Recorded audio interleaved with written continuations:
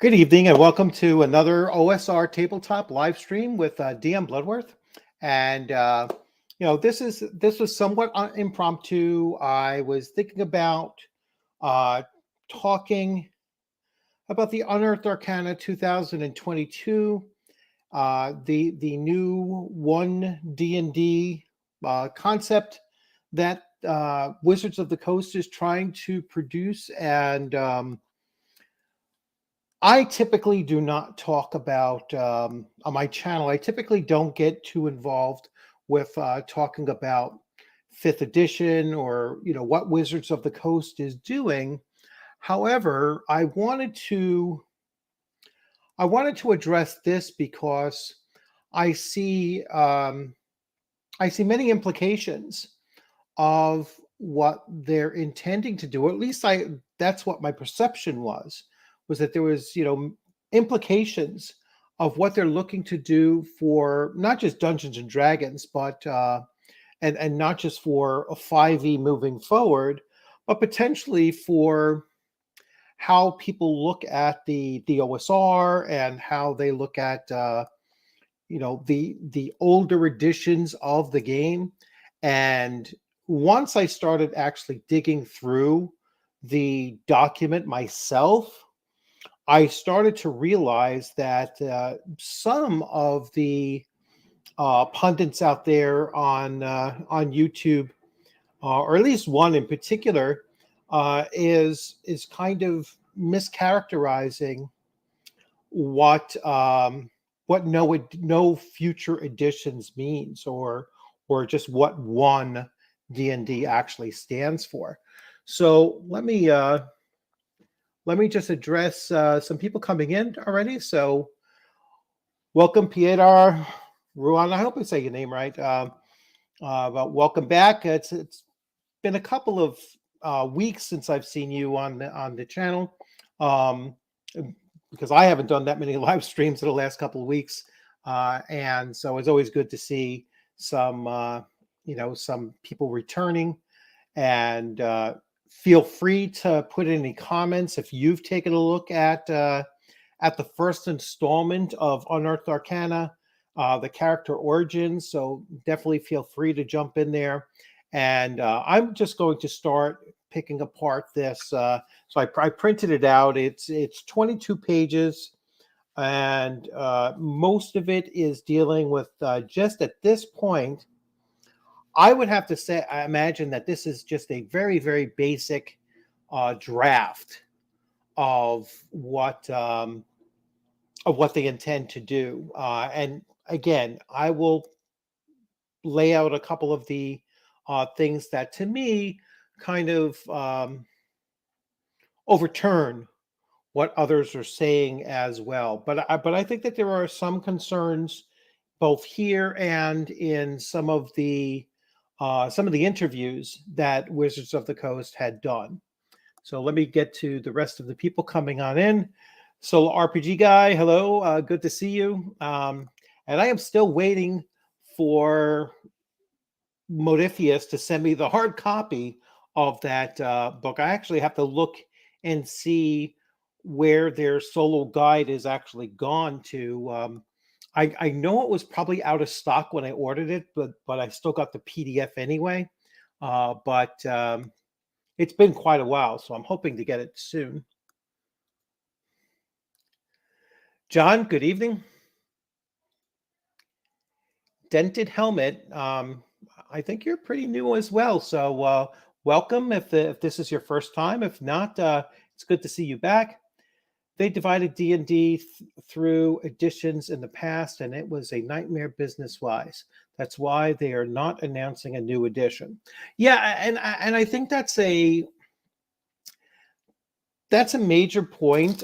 I think because when they do announce, and the fact that they said, oh well, this is going to be backwards compatible.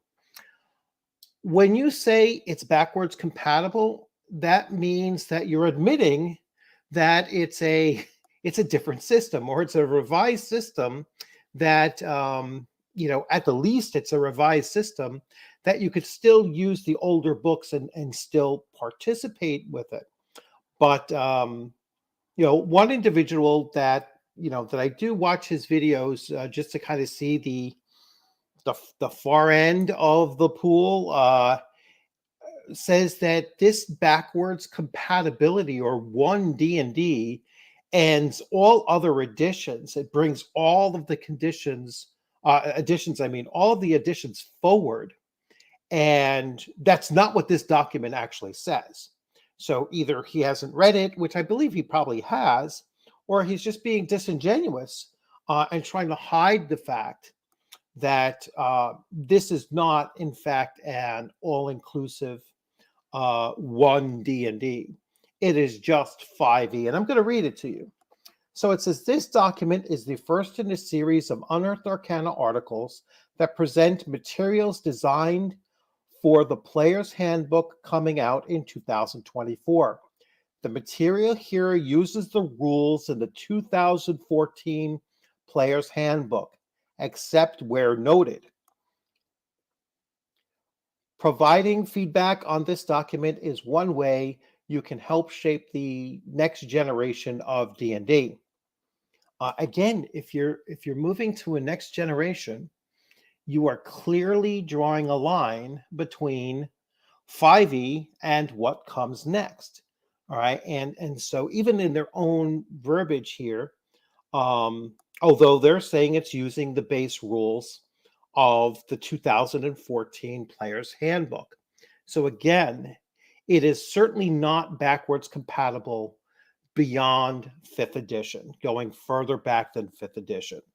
Now, some will argue, oh, well, you could still see a common strand, such as like attributes or hit points or AC, and that's kind of silly. That's a silly argument to make. That is not presenting a real argument that this is catering to or backwards compatible, all the way back to 1974. This is clearly just 5e taking a next step and moving forward. So let's see, we have some more people in here. So Sir Coffee, good evening. And just seems to be more of what I don't like in 5e, though I play the game and enjoy it, but I will reserve judgment until I play it. Yeah, the one thing I was wondering is that if they are truly making this completely backwards compatible, then why do you need to buy it? I mean, they're kind of baking into the cake the idea that you don't really need this thing. And from some of the reading that I've done as far as what they're doing with races and features and such, but particularly with the races, is that they're taking what was in Tasha's and just putting it into now the Player's Handbook, or at least that's what they're looking to do. So what you could have ignored as far as character races coming out of Tasha's, now they're going to make it part of the Player's Handbook and basically say, no, this is the way that it should be played. If you're, most players at the table probably own at least the Player's Handbook. But DMs, as always, usually own a bit of everything. And that's another argument that I've actually seen amongst other commentators out there.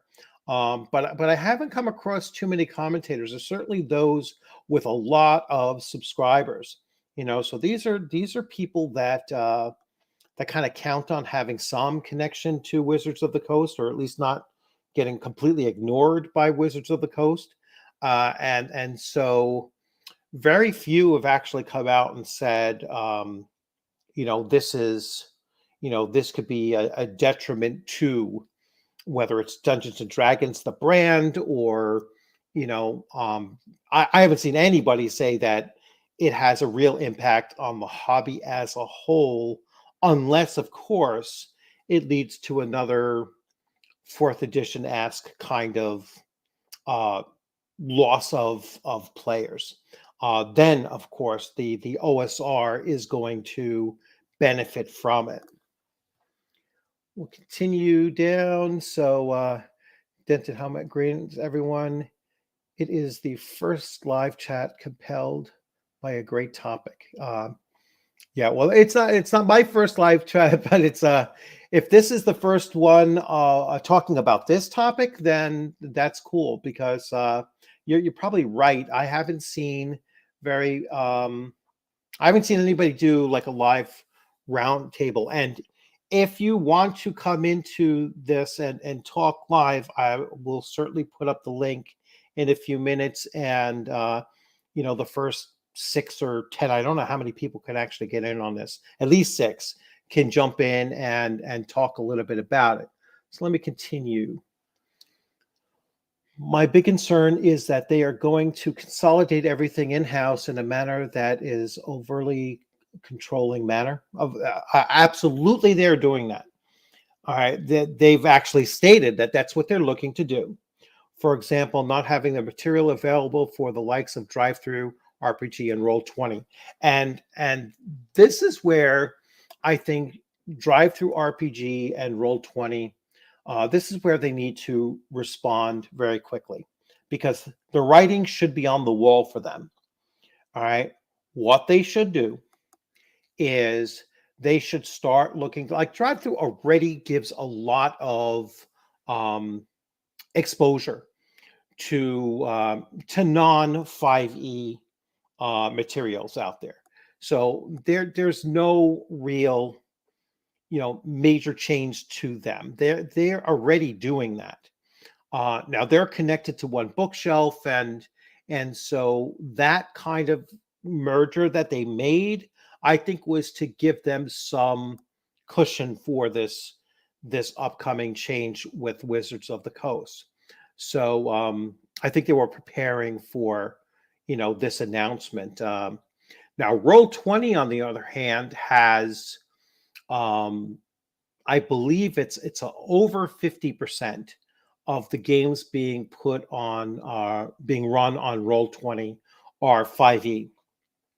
And although I've never had a problem really bringing players to Roll20 to play other games other than 5e, a lot of the content that they get put on there, and a lot of the a lot of the materials are being written for 5e, and if Wizards of the Coast pulls their license from Roll20, which they will do once they have their whole consolidation done, once they pull their license from Drive-Thru RPG and One Bookshelf,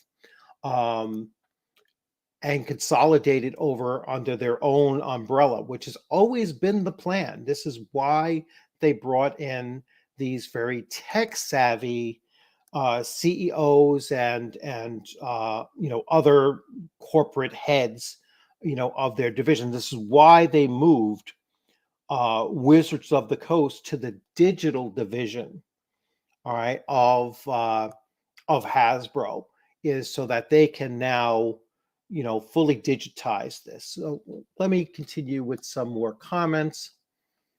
So 5th edition for me equals, if I want to play a superhero RPG, I'll play Mutants and Masterminds.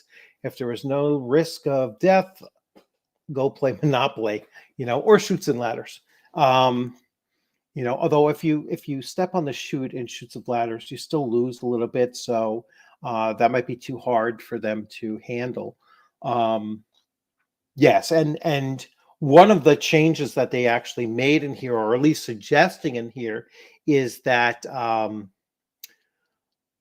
there is no critical hits on the side of NPCs or monsters or anything under the control of the DM versus the player characters. And some people have actually asked, well, are there still fumbles? And I've heard some people say, yes, there should always still be fumbles. So the DM rolling for a group of trolls attacking player characters. That was actually my game last night. The trolls in my game last night, the trolls rolled two critical hits and two critical failures, or two fumbles, basically. And the players, they rolled, I believe, two, maybe even three critical hits, so natural 20s, and two or three fumbles as well. It was a pretty prolonged combat. And there's a lot of players, so and there were a lot of trolls in the group too. So, and again, trolls got 3 attacks. So each of those attacks, there was a whole lot of D20s rolling around out there. So even though it sounds like, hey, that's a lot of crits and a lot of critical failures, but the point is, it's a party of 8 player characters, and 8 players. And that particular battle was between 5 trolls. That way, I think it was the second set of trolls. Overall, they fought 12 trolls, just in different portions of the adventure. So, but yeah, if I removed all of that, then it really takes away from the dynamic of the combat. My players are their characters are like 6th and 7th level, and facing trolls that can get 3 attacks in, and there's we use the AD&D first edition rule of if they're dealt 50% of the damage, they have to make a system shock roll not to die. Although the trolls don't really have that kind of hitting power unless they crit, and then there's a possibility for like the druid or the thief or one of the characters with not that many hit points, but still unlikely. But if you remove that, you take a lot of the danger of just adventuring out of the game, and that's a weird thing to try to put into the newest edition. I'm going to call it a new edition. It's the newest edition. They just don't want to admit it. Because if they dramatically change the rules, even though it's still potentially backwards compatible to only 5e, it's still a new edition. Or should I say risk for the great reward more appropriate? Correct. They can deny Roll20 and Fantasy Grounds the rights to their IP and completely take control. Yeah, they can, but I don't think. I think Fantasy Grounds is less connected to 5e than Roll20 is, but I think Roll20 will still be able to survive losing the license. I mean, Roll20's biggest problem is the freaking, the maps sometimes don't work. Just the mechanics of their program are just not. They're not streamlined. They're not very smooth. It's very clunky and just a pain in the ass. For the most part, I've never used Fantasy Grounds, so I'm not sure. I'm trying to use Foundry and trying to learn that, for Castles and Crusades. When I finally figure out a little bit more on the Foundry and figure out how to get that thing to work, Castles and Crusades, or Trollord Games, is actually working with Foundry to alpha test right now, bringing Castles and Crusades to be fully supported by Foundry. Thing is, people discover that other systems often through 5e and seeing something different and thinking, oh, that could be fun.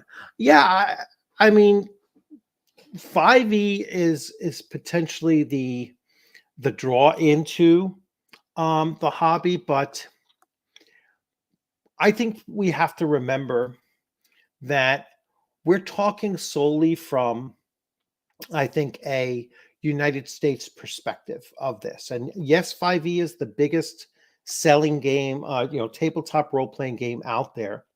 But that's because the consumerism of the United States is far beyond others. And so it's bigger here. But once you leave the United States, 5e is not the number one game. There are, you go to Japan or most of Asia, and it's Call of Cthulhu. If you go to Europe, with both Free League and Modifius, I believe Modifius is definitely in Great Britain. Not quite sure where Free League is, but certainly Western Europe. And then you have Dragon Warrior and other games that are, Vassin, and those games are, European style games. You can see the essence of them as not being American games or not being Asian games. They're certainly European centric games, and 5e does not compete with them. Not in their own backyard.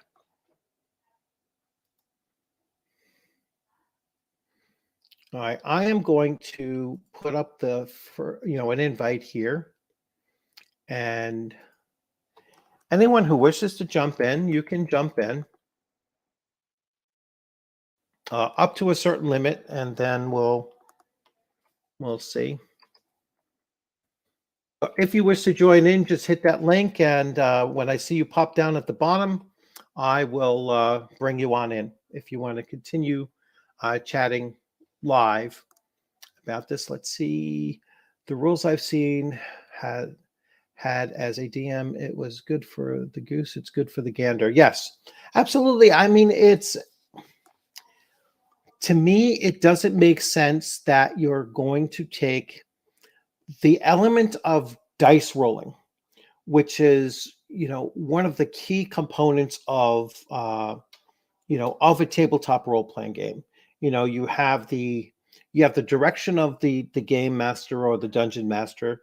You have the players are the ones that are experiencing what the game master is presenting them with, and then the randomness of the dice rolls is the X factor. You really don't know how that's going to change the course of things. That's the unknown, and so that's the thing that's going to really keep everyone on edge. So to strip that away is, in my view, to strip that away, or to say, well, I'm going to make it even easier for the player characters to still survive. I mean, it's hard enough to get killed in 5e, and I don't care when people say, "Oh, you could lose 5e characters," fairly easily. That's only if the DM throws a whole crap load at them. I mean, at the end of the day, you still have to fail 3 death saves if they're using all the rules, and between short rests and all kinds of, multi-layers of actions that they can take, it's virtually impossible. Then on top of that, you add that most 5e DMs, will not even start a campaign at first level. They start those characters at 3rd, 4th level or so, and you add in milestone experience points gains and leveling up and everything using milestones instead of point by point calculating. It just makes, as it was said very early on, it's superheroes in a fantasy setting, and that's the kind of gameplay that 5e encourages.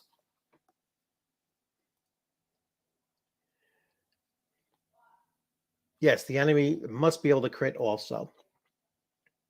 And critical fails. I mean, that's what I'm waiting for. I'm waiting for them to say, not only can monsters not critical hit, but player characters can't critically fail. I'm just waiting for that. I'm expecting that to come out next. 5e is the most popular because it has a big corporate backing. I have found tons of other good RPGs that are one-man operations. Yes, yeah, the selling a lot. I have been using the analogy of the McDonald's hamburger now for probably close to a year. 5e is the McDonald's hamburger of the tabletop role-playing hobby. Everybody knows it. Everybody has probably, virtually everyone has had it. It's the easiest to find when you're looking for a hamburger, and it is not the hamburger. If you had a choice between 3 or 4 hamburgers, it is not the hamburger that most people would choose.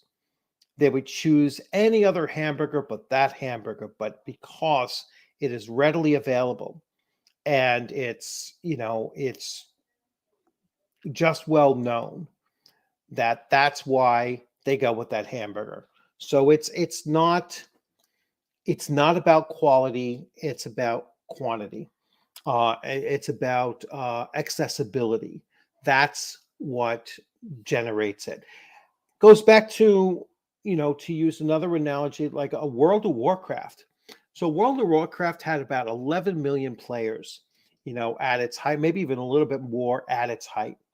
And one of the things that I realized about World of Warcraft, the way that they stayed on top for so long, is because you could run World of Warcraft 5 or 6 years after it was released on a Pentium 2 computer. You could have a 10-year-old computer and still run World of Warcraft. They never changed the graphics or just the processing need on the game side, and so you quite literally could play that game for 10 years and never have a change in your experience. Your computer was always just good enough for it. Once they started moving beyond that, and people like, oh wait, I have to update my computer now to play this thing, that's when they started losing the numbers that they had. So that's just my theory on it. But I kind of witnessed it. I was there at the time, and I noticed. I was like, I didn't pull that out of my ass. It was like a Pentium 2. I had a Pentium 2 computer that was still be able to run World of Warcraft beyond the Burning Crusade. So that was quite a number of years after it was launched. In my opinion, the success of Critical Role will definitely have an impact on the new edition. Mercer don't kill player characters, but then again, they are selling minis of their PCs. It's bad for marketing. Yeah, well, he killed at least one of his PCs, and that caused a huge uproar. But I've said it for quite a while. I don't see Mercer or Critical Role producing anything new in the future, because I believe they had like a 3-book contract. So 3 releases under Wizards of the Coast. Everything else moving forward is going to come out of Darlington Press, their own publishing. And I've been predicting for quite some time that Critical Role will eventually release their own fantasy tabletop RPG to directly compete with 5e or One D&D or whatever you want to call it.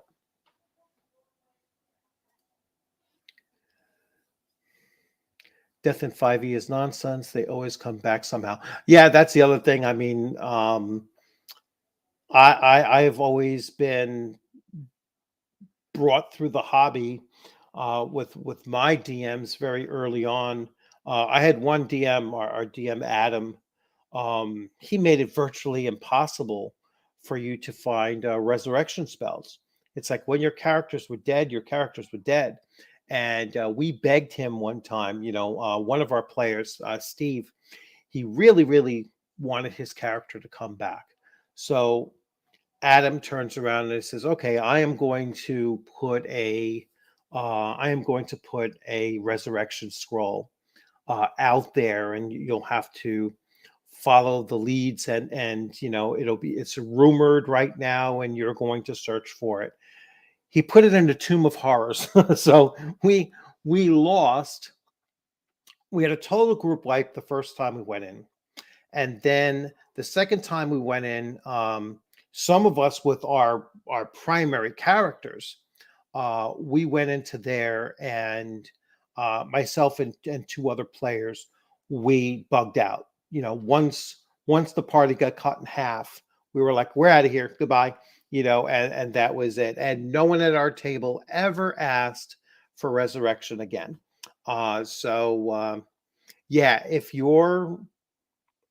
the game system itself makes it very difficult to die, and then it makes resurrection or other ways of bringing characters back too easy, then again, it's not a heroic fantasy. You can't have a heroic fantasy without risk and reward.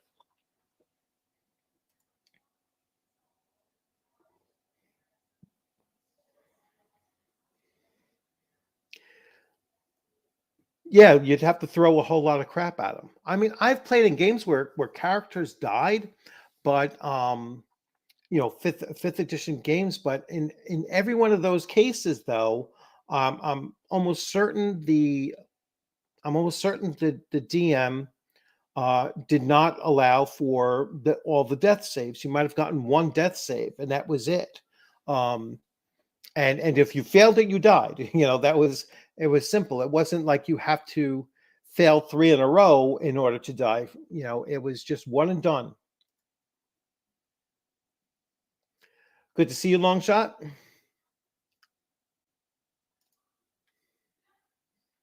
Let's see. So DDO, so Dungeons and Dragons Online. I've actually streamed myself playing DDO while participating in costume contests on Champions Online. Okay. I'm confused by that, more Hawkman. So you're playing DDO while participating in costume contest in Champions Online. So you got both games going at once.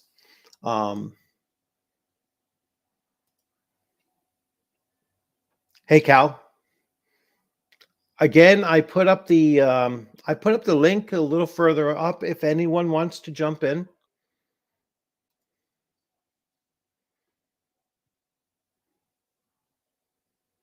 Okay, yeah. So you were running both on the same computer at the same time. Yeah, that's kind of well, DDO is not that really advanced. That's a pretty old system, or game, I should say. So I doubt that that's been updated very much.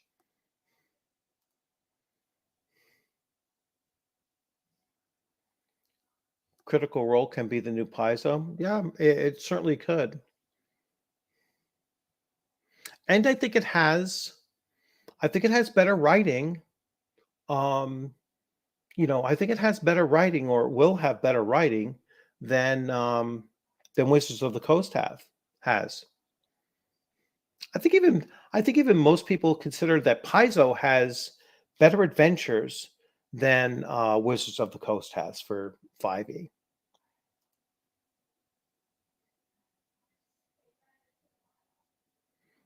Yeah, he plays it a combination. It's a combination of Pathfinder 1 and 5e, but it is so modified that it's practically his own system. It goes back to what Gary Gygax used to say, or he said in the Dungeon Master's Guide of AD&D First Edition, is that sure, you could change a few things, but there are certain elements of the game that if you change those, then you are no longer playing Dungeons and Dragons.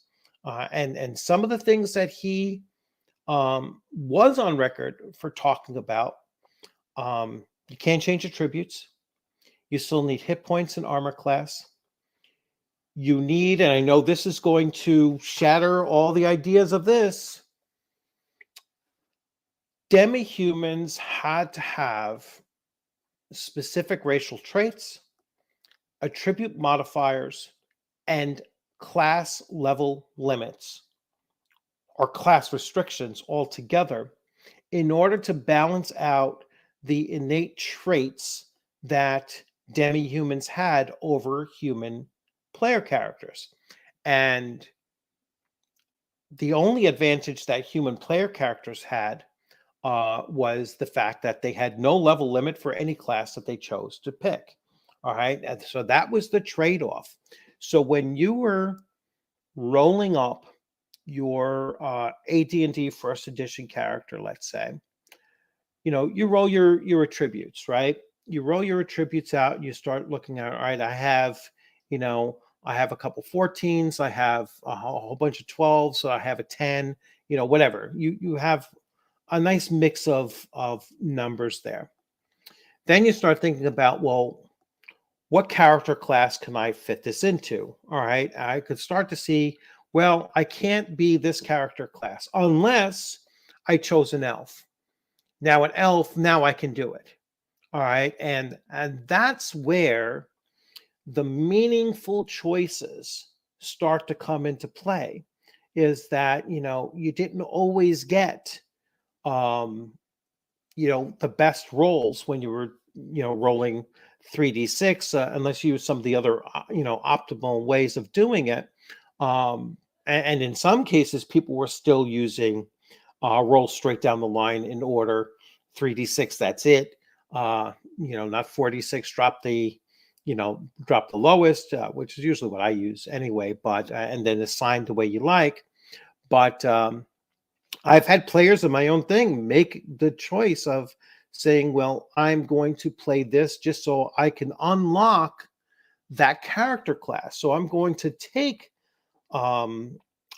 make a half elf ranger in order to get these attribute modifiers, or vice versa.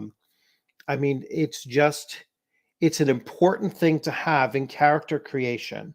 And when you have something like this, where it's telling you, oh, you just get to pick whatever you want. And, the other thing that just drives me nuts about this is that every character has the same movement rate.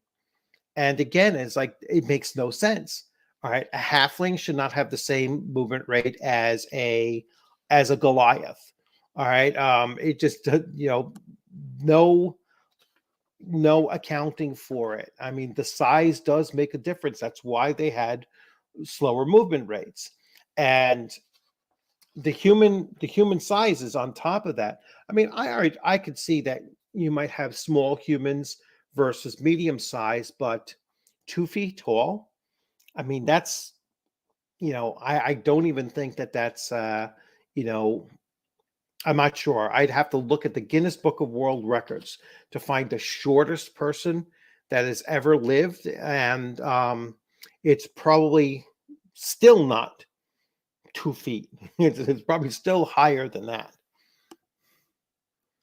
All right, so let's see.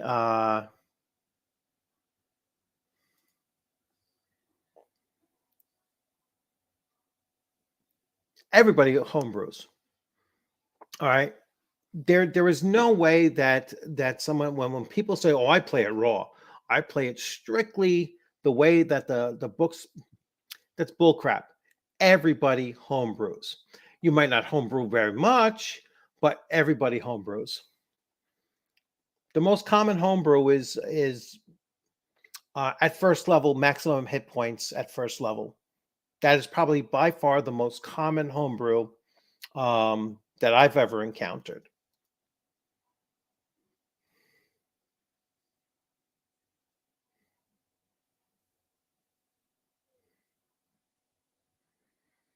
Yeah, the only time Dented Helmet, the only time my DM did that was for our first run through the Tomb of Horrors. He said, "Don't take your main characters; take your backups."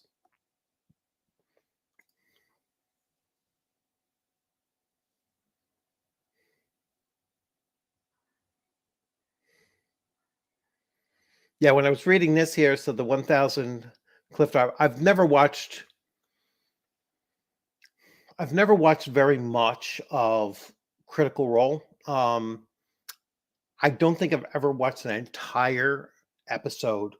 I've only seen bits and pieces here and there. It's not really my thing to watch other people play. I'd rather just run a game myself than watch other people play. When I saw this, the famous cliff dive, World of Warcraft, there used to be a particular cliff that everyone used to jump off of to I forget exactly where it was. It was so many years ago. Oh my gosh.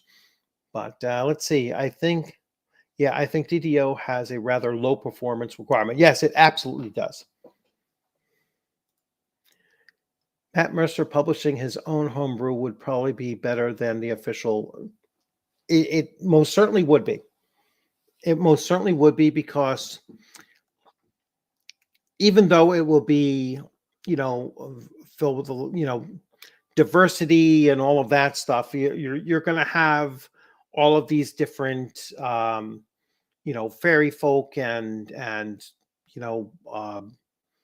animals, furries and those kinds of things in their animorphs. But I think it'll still be edgier than anything that Wizards of the Coast writes. And that's at least one major difference. It might be, semi woke or even, woke, but it's not going to be, kid gloves kind of gameplay.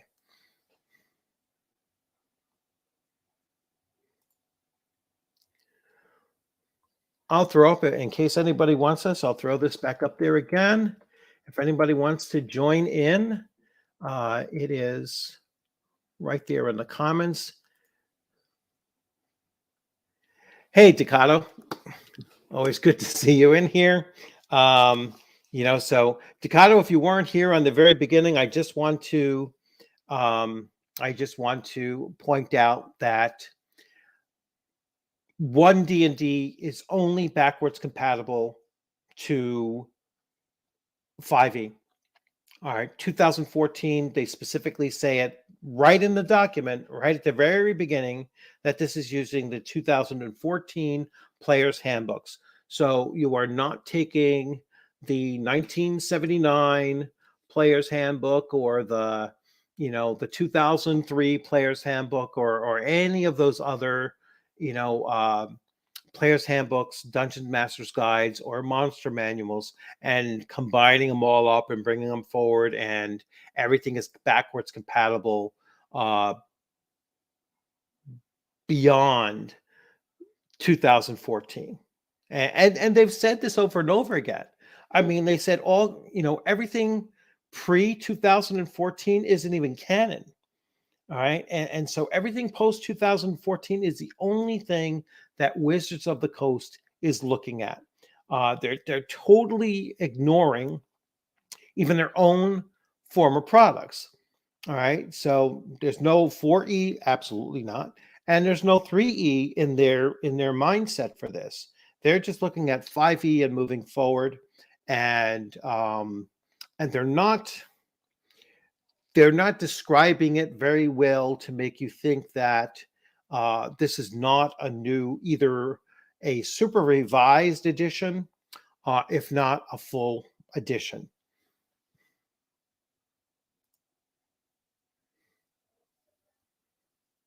Yeah, so let's see what else we have here. I'm with a group that have 3 5e games. None of the DMs plan on moving on to WotC's at 6e. There's no reason to. They've given you every reason not to buy this.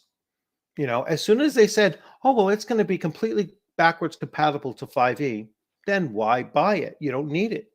All they're doing is just rewriting and really trimming down some of the things, like eliminating sub races and because you don't need sub races if your traits and your attribute modifiers are spendable however you want. You don't even need other races. I mean, you could You can just say you're anything that isn't even a D&D race. You can say, well, my character's a giraffe, and play it like that. That's like going back to like Holmes edition, right? You just make anything you saw in the monster manual, that's a playable race. And you just played it like it was a human, mechanically speaking, but that's it. So this here strips all choice of race, or all meaningful choice of race or species. That's the one thing I think Gary Gygax and others at the time really didn't think that through, and they probably didn't even think that it was an issue. So it's not really their fault. They couldn't foresee, 30, 40 years later, people are going to, lose their shit over the fact that, orcs are inherently evil monsters. They couldn't anticipate, that they were going to make, orcs are people too, kind of thing, which this certainly does. All right. So yeah, I don't see this as uniting anybody. All right. This doesn't bring the OSR players, like old school revivalists like myself. I play AD&D first edition. There's nothing that compels me to stop playing first edition and start playing one D&D. Nothing at all. I mean, there's just nothing there that I can't already do using my 40-year-old, my 40-year-old books. That's a true sign of an evergreen system, is that if you're still playing the same game, 40 years later, then that's what the goal should be. The goal should be to make something that is going to be long lasting, not just highly selling, but long lasting. That's probably even more important, because that's how you develop a legacy. That's how you have the sustaining power of an IP that becomes a household name, regardless of what we in this hobby think about D&D as being, D&D is a lifestyle brand. No, it's not. It absolutely is not. I can go into the mall on any given day. There could be 10,000 people in that mall, and I won't see a single person wearing a D&D shirt. All right. I've even seen, people try to compare it to, it's like Harley Davidson. I can go into that same mall with 10,000 people in it, and I will see 20, 30 Harley Davidson shirts, and maybe only half of them actually own Harley Davidsons. All right. Because Harley Davidson as a lifestyle brand isn't just the motorcycle. It's combining up patriotism, and that's why their symbolism on their shirts is always very patriotic. The rugged individualism and kind of the bad boy image tied to it. And then if you actually do ride motorcycles, then you're still, there's still that connection there. I have never seen anyone wearing a D&D t-shirt other than myself.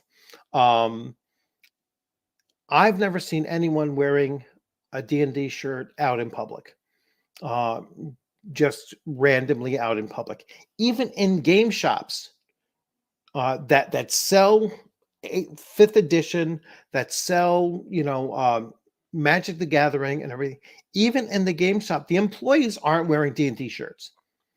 All right, and I've never seen players in the game shop wearing a D&D shirt.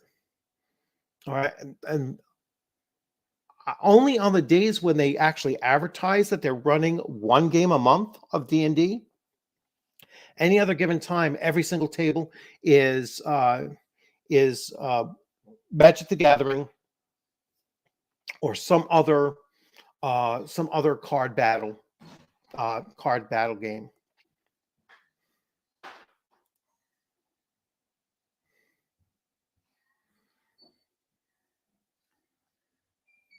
Okay, let's see. Humans under 4 are super rare in real life. I don't know exactly what. Oh, under 4 foot. Under 4 foot. Yes. Yeah. I mean, if someone can look it up and see who the Guinness Book of World Records, the smallest human in record. The only good setting book for Wizard of the Coast has done is Wildmount, and that's because they didn't write it. Yeah, yeah. Matthew Mercer wrote it. I heard that Fizzbands is actually very good, but Fizzbands is really just a codex of dragons, and so it's But I've heard that was actually a decent supplement. The only other supplement that I had that I gave away was Sword Coast Legends, and that was a good source book because it only tried to function as a source book. It had the legends and the lore of that region. It had descriptions of that region, and then it might have had a couple adventure hooks, but no full blown adventure. The books that they release now, they try to do everything, all in one volume, and none of it actually works. Or it's none of it done well.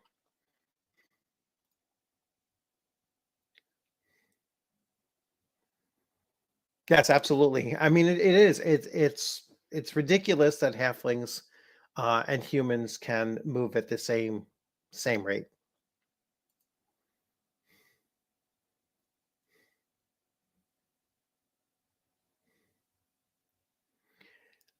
And he was 3'4". Yep. So General Tom Thumb, 3'4".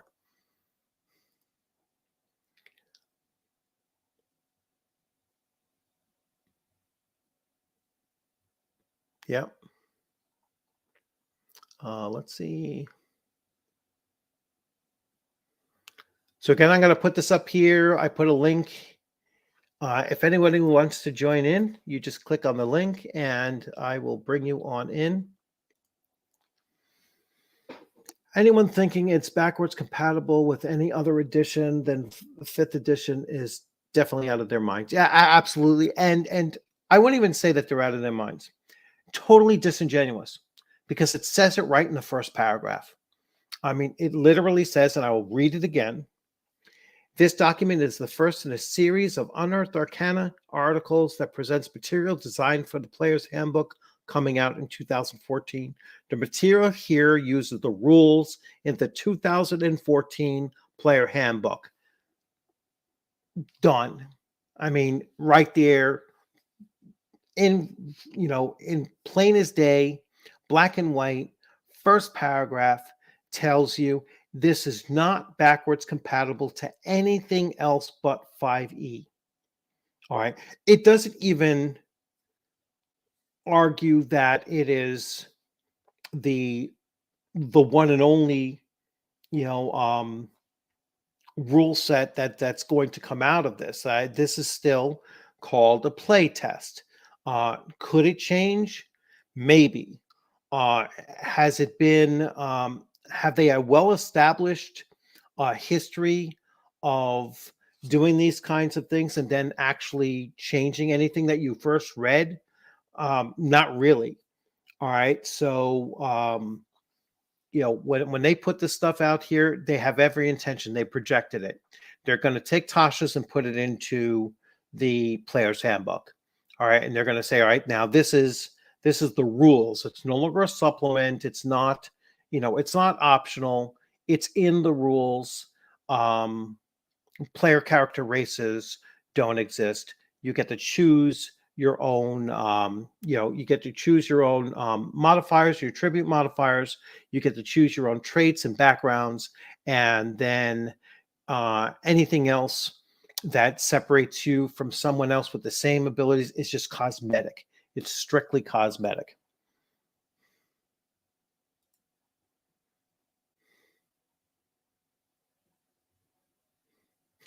Sinister Secrets of Starbucks. You could have gone really far with that and said of Subway. The Sinister Secrets of Subway would be a totally different thing.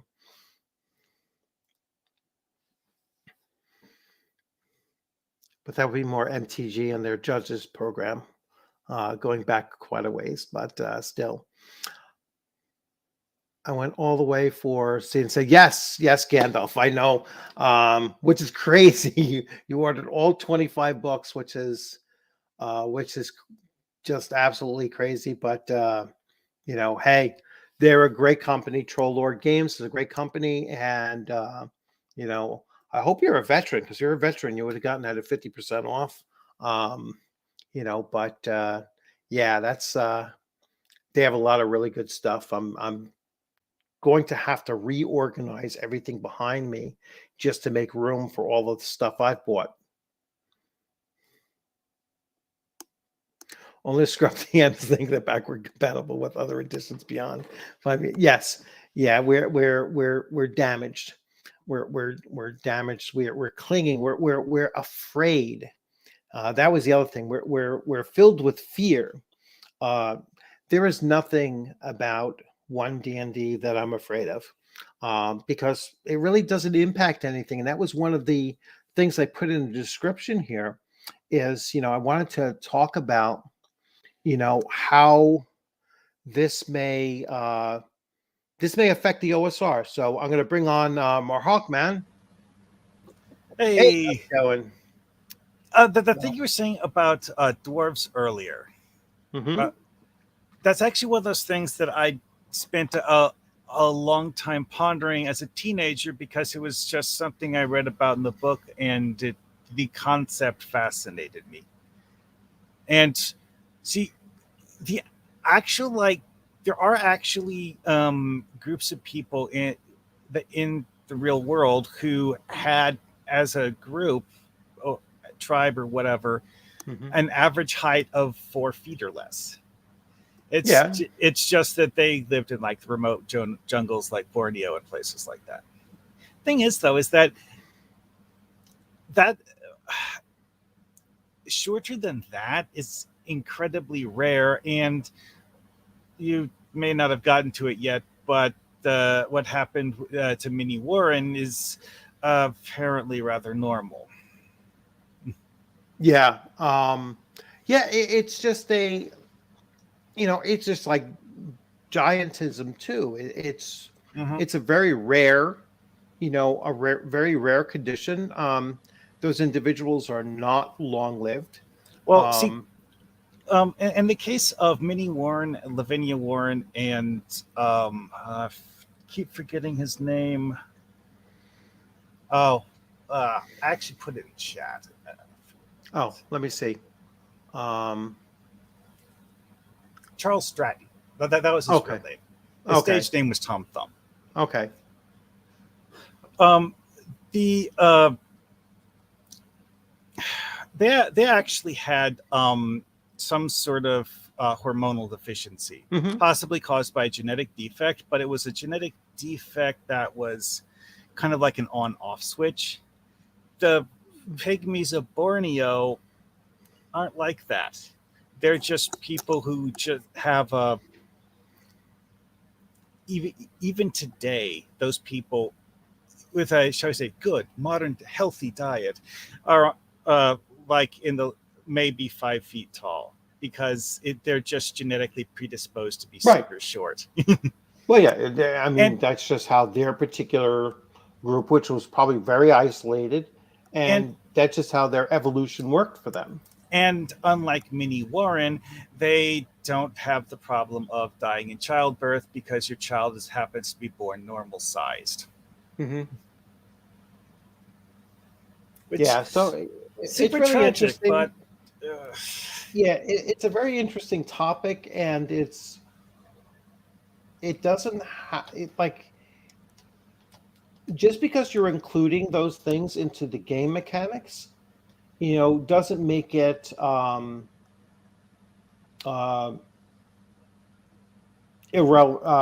irreverent. You know what I'm saying? It's like one of the arguments that one of the arguments that one of the YouTube channel commentators made was that well, having character race determine attribute modifiers and traits and stuff like that is was almost abhorrent. It was not something that should have ever been done. Mm-hmm. And it's like it was a game mechanic, also the case of Charles Stratton and Lavinia Warren. There is a story where the building that they were living in started to burn down, and their manager had to save them from the burning building. They weren't able to just leave. Otherwise, the two of them would have probably died because they just couldn't get out of a burning building on their own. Right. Yeah. So it's a, when again, getting back to like just game mechanics still need to make sense to the world to a certain extent. You know what I'm saying? It's like, I don't like taking real world, circumstances or events or anything like that and putting it into the game. However, your game world, even if it's a fantasy setting, still has to have some connection to, our realities. Short people do not run at the same speed as much taller people. Yeah, I mean, like a 4 foot tall pygmy from Borneo is maybe going to be able to carry 20 pounds of stuff if they're trying really hard.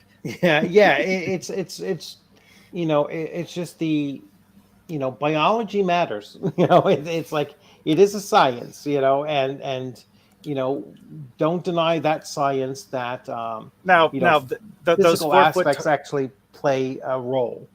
From what I've heard, though, those 4 foot tall pygmies in Borneo, toxic blood darts, sniping from trees, they have at least some skills in combat. Oh yeah, no, they're probably very scary. It's like the new edition was very much like an infomercial. Yeah, absolutely, and I said that multiple times in different comments. I started calling it right from the get-go that it sounded, it was an infomercial. It was talking about, this is how we're going to consolidate our brand, and you're either going to buy all in, or you're not going to be able to participate at that level at all. And so, they want to hook you in. Many have said it's the license to print money. They will go full microtransactions. They're going to, when they're talking about, you can customize your character. And those customizations are going to cost money, and they know it. And they know that it is going to be the license to print money. And this is why they hired the people that they hired to be the CEO. This is why they moved Wizards of the Coast into the digital division. One of the things I mentioned in the description of this video is that, and it was in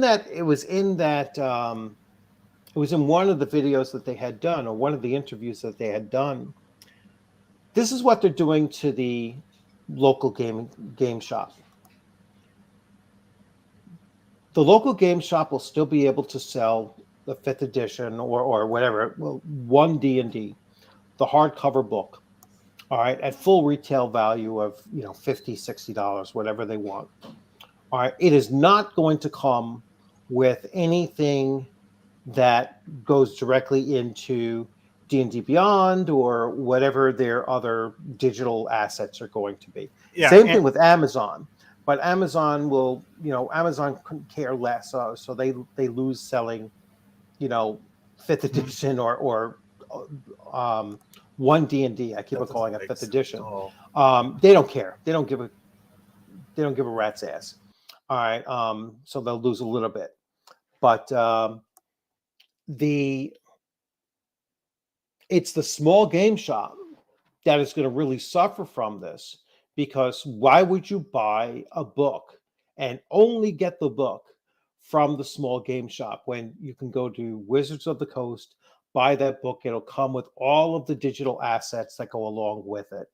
So they're basically just knocking everyone else out. Hey, I don't know if you lost connection or not. Can you hear me? Yeah, I can hear you. Oh, I was noticing that the gray ring around my picture stopped flashing, and I was trying to figure out what was wrong with my mic. Yeah, no, your mic is working fine now. Okay. So let's see. This is one of those things that got brought up in one of the previous discussions about the whole like online only thing for new D&D products, is that it literally kills anyone who distributes physical copies.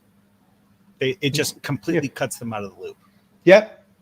That's and that was something that I kind of expected. I don't think Wizards of the Coast wants to continue producing physical copies.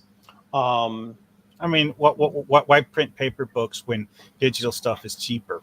Right, and they could always go with print on demand, make everything a soft cover, or you could get print on demand hardcover too. Leave it up to the consumer to decide. I'm going to order it print on demand, or I'm going to order it. That way, they don't have to have warehouse it. They don't have to be the primary seller of it. It's all printed locally. When you buy print on demand, it's coming from the nearest place to your location. That's why print on demand tends to come a lot faster than anything else as well. And it's just a much cheaper model to use. I mean, so in fairness, professionally bound books last much, much longer. I mean, some of the best made professionally bound books in history are literally over 600 years old and still readable. Yeah, but Wizards of the Coast doesn't have that reputation. But again, though, those were books that were written to be, shall we say, not modified 5 weeks down the road. Yeah, like official chronologies of a king's reign or something like that. A book meant to be used as reference material decades later. Yeah. Let's see. Hex World. Hello, Hex World. More people seem to be embracing earlier editions. They move on. WotC part will probably push more people in that direction. Yeah, I don't see the draw for anyone, even a good number of the people that are, completely enamored with and just like what 5e does for them. I don't see them moving to OD&D One D&D. I don't see them doing that. Why? If they're saying that it's fully compatible, to 5e, then why move? Then you're just paying for a revision rather than a whole new system. I was thinking about that whole thing of like people who in real life are in some way fundamentally different than others. Three things came to mind. One, Eskimos are actually said to be less susceptible to snow blindness than other people are. Not entirely sure how true that is, but it's something I've heard. One that is also something that I don't know of any actual like proper verification of is that when I don't remember if they were Spanish or Portuguese explorers visited Tierra del Fuego way back in the day, one of the observations they made is that the local natives would go diving in what the Spaniards or Portuguese were too scared to go in because the water was freezing cold. Mm-hmm. Yet the locals would go like spearfishing in water that there's like, what? How could you possibly stand the water that cold? How the heck that happened, I have no idea. The one thing that they commented on about it is that the locals had come up with something akin to wetsuits that they made by stitching together leather. So, maybe it's just that they had good insulated clothing. It's possible. Yeah. The other one, though, the one that's been verified with X-rays, is that certain of the Native American groups in the higher parts of South America that are, really, really high elevations, actually genuinely have a differently shaped torso than normal human beings. That gives them greater lung capacity for their height and build. Yeah. So I mean, essentially what you're describing is they have attribute modifiers that is unique to their it's regions. a tribe that for centuries has lived at elevations that normal people would find to be, shall we say, uncomfortable. All right. So here you have Tom Thumb was a wife was 2'8". Yeah. It's just. Yeah, Lavinia Warren never had any children. 4 sessions is running in CC campaign, and I feel like I am playing D&D again for the first time in a long time. Yeah, I love watching your sessions too. They're awesome, Staccato. Or your recaps. Just sounds really interesting. Yes, Cal, you should absolutely get it. And the newest homage covers are out. Stephen Chenault is working currently on the Plains book. So, and the artist that's doing the cover of it, his favorite art from old D&D, or from AD&D, I should say, was the Manual of the Plains, that cover art. So he's actually doing an homage to his favorite painting. So I'm sure that that's going to be an awesome cover.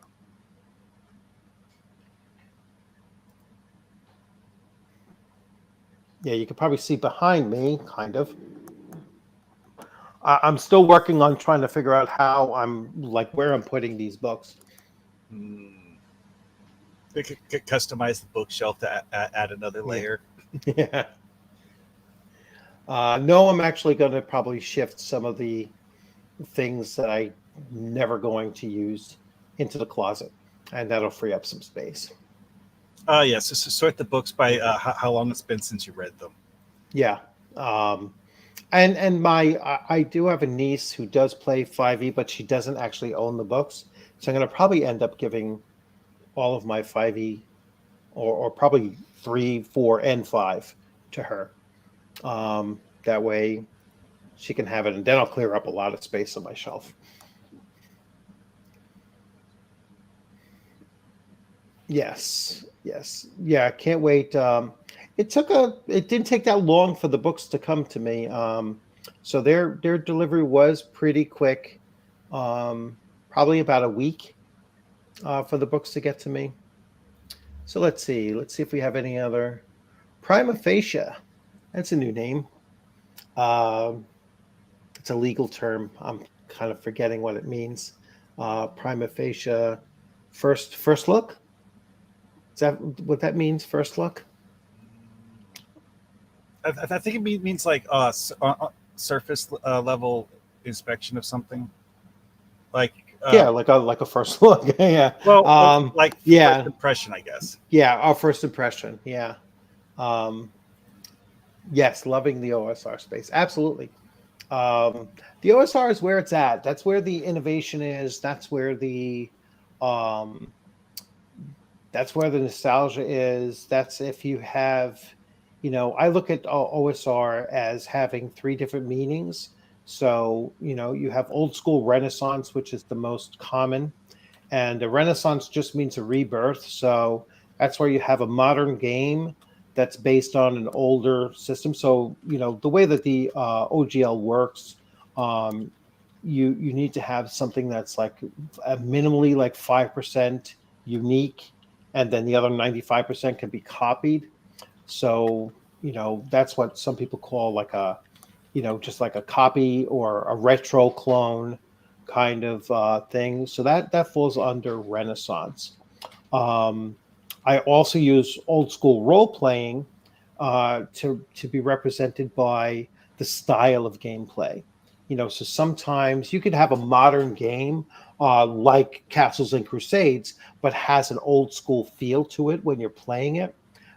So that's the other. And then finally, old school revival is when you're reviving playing the actual older editions. And I don't apply OSR to only D&D or D&D type game systems. I apply it to everything across the board. All right, so Call of Cthulhu Second Edition. That's an OSR game. All right, it was printed in 1981 or so, that particular edition, and so it's anything prior to, I used 1990 as the cutoff date. Anything prior to 1990, doesn't matter the genre, that's OSR, old school role playing game.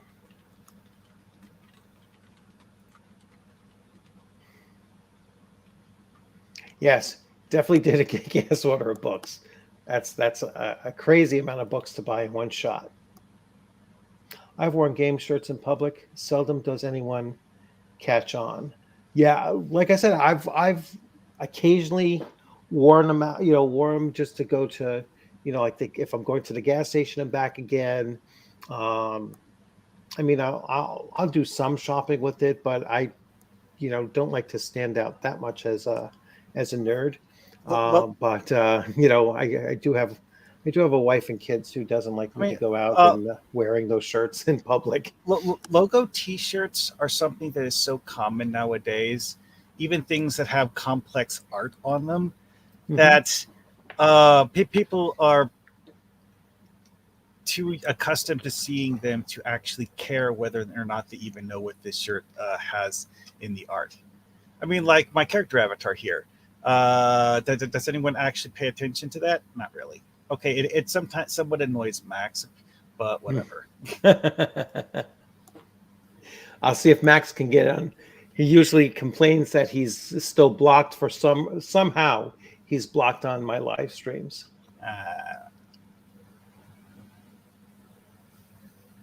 But I mean, this is actually just the all right, art from a Yu-Gi-Oh card. Okay. Yeah, Gandalf, I was hoping that you got the military discount for that many books. That had to cost you still cost you a bit, but big help. If you win a fight in CNC and level up, you will actually have earned it and have the feeling of accomplishment, not so much in 5e. Yeah, I mean just the leveling alone. I mean, when I was reading through the Icewind Peaks one, or whatever the heck it's called, in the Essentials kit, which is probably the only really quality starter set that Wizards of the Coast produced. The Essentials kit is absolutely worth the $8 that I paid for it because it came with a full set of dice on top of that. But when I was reading through it, and I was like, geez, you go from level 1 to 5 that you could probably knock out in 3 sessions. I mean, if you don't die in the first one. Yeah, but it's just like, it's very difficult to die in that. I mean, I've actually done 2 online games of 5e. One of them was what had combat go down the way that a lot of people keep liking to say they expect combat to go in 5e, where you don't really feel threatened, and it's more a matter of like, okay, time to kill this thing. Okay, time to kill that thing. The other one, we only had 1 combat in the first session, and we nearly party wiped. But this was because of the fact that the DM didn't actually pay attention to what he was using as the enemies for the group, and basically threw enemies at us that realistically you wouldn't want level 1 characters to fight. And also we were outnumbered by them because he'd originally chosen the number of enemies under the assumption we would have 5 players when we only actually had 4. Then for some strange reason decided to have them surprise attack us for no reason whatsoever. Staccato, I'm gonna blow your mind here because you just brought up how they changed the lore. I want to read the lore for orcs in this, and it's just like such a twisting of some of the old school D&D lore is like genuine horror fuel. Yeah, but let me find orcs here. I mean, it's so ridiculous to me. So I'm going to read this. Especially stuff like Mind Flayers. So orc. Orcs trace their creation to Gruumsh, the one-eyed god, an unstoppable warrior and powerful leader. Gruumsh armed his children with certain gifts to help them thrive on worlds beset by monsters. Even when they turned their devotion to other gods, orcs retained the gifts that one-eyed god bestowed upon them: might, endurance, determination, and the ability to see in the dark. Orcs are, on average, tall and broad. They have gray skin, ears that are small and slightly pointed, and prominent lower canines that resemble small tusks. Young orcs are often told about their ancestors' ancient conflicts with elves in the forest and dwarves under mountains, and by those tales, young orcs often wonder when Gruumsh will call on them to match the heroic deeds of their ancestors, and if they will prove worthy of the one-eyed god's grace. Are you freaking kidding me? All right. Now, first of all, Gruumsh did not arm his children with certain gifts to help them thrive on worlds beset by monsters. He created them to be the monsters. All right? He created them to be a scourge on the world against humanity and demi-humans, and that was their whole creation mythology around orcs. Then on this last part, to prove the worthy of the one-eyed god's grace. There was no grace in Gruumsh.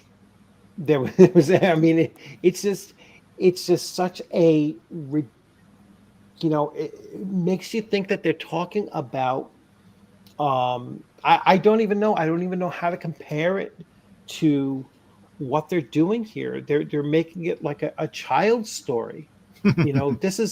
This is like something you would read to a kindergarten kid, and this is like a freaking fable. It actually kind of reminds me of the whole thing in Warcraft, where the orcs in Warcraft are tragically misunderstood more than evil. But this is even worse than that. At least they were. I mean, there was just a different. They weren't created by an evil deity to be a scourge on the world. Yeah. It just when I read this, I was just flabbergasted by it. I was like, you've so twisted the lore. Well, it's just like, well, what is Gruumsh doing? It's like, it is so non Dungeons and Dragons that if this is an indication of what they're going to be doing, I guarantee you. There won't be a single person that leaves the OSR for this garbage. Not a single one. There's no reason whatsoever. There won't be a single person. I mean, that will have Gary Gygax rolling in his grave. If that makes its way into a finished product, that is just a total rejection of everything that was in the vision of Gary Gygax or Dave Arneson or any of those, the main creators of the game going back to its inception. I mean, this is just not, it's not Dungeons and Dragons. And one of the things that occurs to me here is that this the original version of the orcs in D&D is very similar to the way they are in Tolkien's work, where they're literally artificially created people to be weapons of war, and not a natural race. They don't have a history and culture the way you would expect most races do, because they're just doing what they're told to do, kind of sort of thing. Although in the case of D&D orcs, it's more of like chaotic evil than lawful evil. So there's a lot of changes to how they go about doing things. Yeah, they went back and forth between lawful and chaotic evil. So if you look at OD&D, they were, I believe, chaotic. If you go to first edition, I think they might be lawful evil in first edition. Let's see. I mean, I always treat them as as evil regardless. I'm not so much worried about it, but let's see.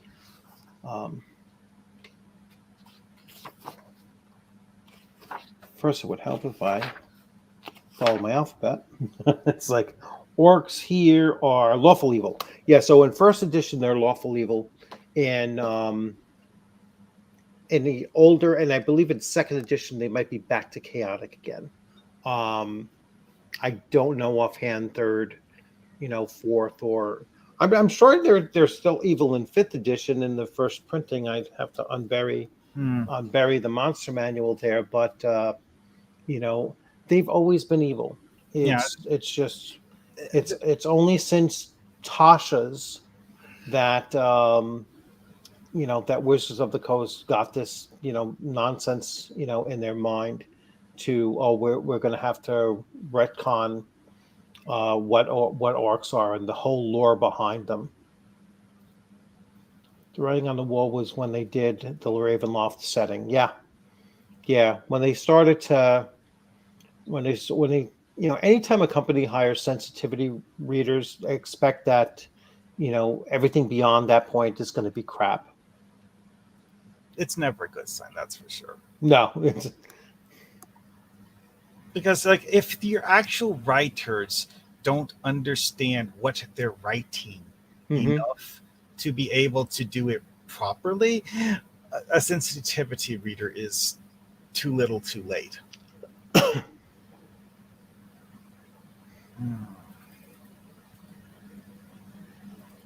That's one of those things about that whole like Asians represent thing that kind of baffled me, is that, wait a second, you're telling people that they're incompetent and using that as a reason why they should hire you. Oh yeah. Yep, nothing before 2014 is canon. Yep, that's absolutely what they said. And yet you would have some people still claiming that One D&D takes from every edition prior to it and consolidates it into one overarching game. And I mean, you could probably find things from all of them. It's just that most of them are probably minor at best. Well, the very basic mechanics, yeah. So whatever you find in the OGL is going to pieces of the spell list, races, yeah, whatever odds and ends they happened to decide they wanted. Well, actually, they've eliminated races. So I mean, they've removed some races. All right, so you no longer have half races anymore. Oh yeah, I've heard about that one. They've eliminated half orcs. You see, I knew they would eliminate half orcs because there's generally only one way that you have half orcs, and it's not people don't like it. Yeah, and half elves are rejected completely by their elvish families. They're not accepted, and half elves don't even exist in Tolkien, because at some point a half elf must choose to either become a full elf or to become a full human. Well, I mean, because like Arwen's father was referred to as Elrond the Half Elven because of that reason. But Yes, but he and lived he his life chose. as an elf. Yes, he lived. He made the choice. All right.